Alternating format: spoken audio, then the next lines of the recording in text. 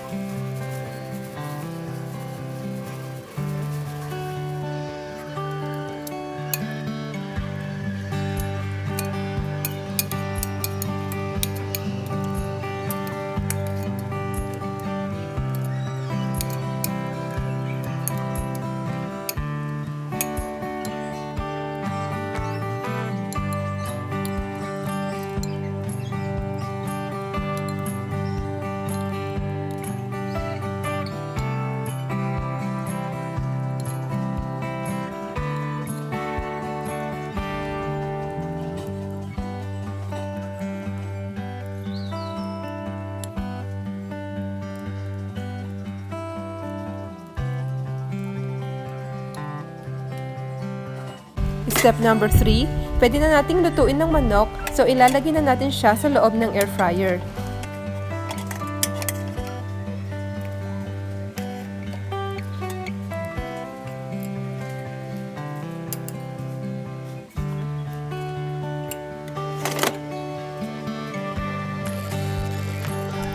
Iset lang natin yung timer for 15 minutes and 200 degrees Celsius.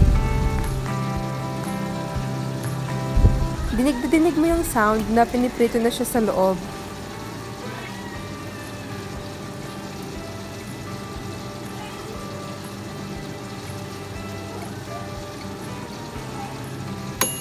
Ayan, tapos na siya. Open na natin. Baliktarin lang natin yung manok and lutuin natin for another 15 minutes.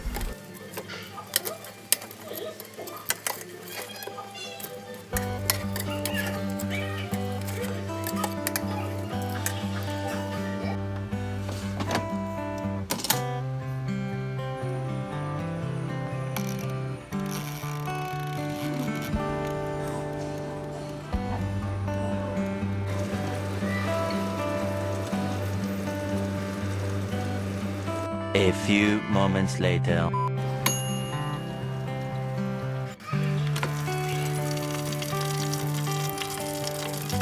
Yan, luto na ang ating mga manok. Ang bango!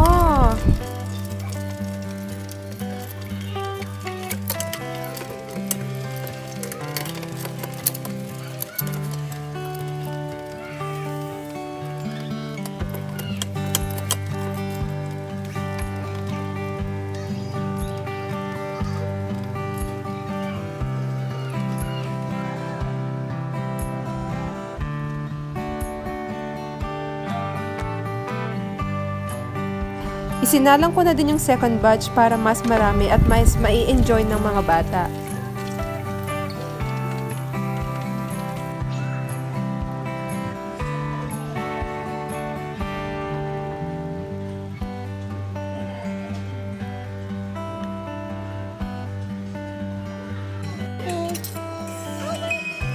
Tara, kain na!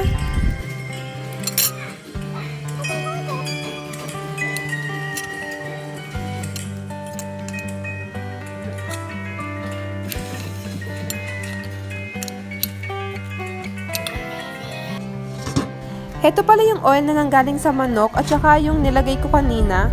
So, nasala siya ng air fryer. Kaya mas maganda talaga na gumamit ng air fryer kasi less cholesterol.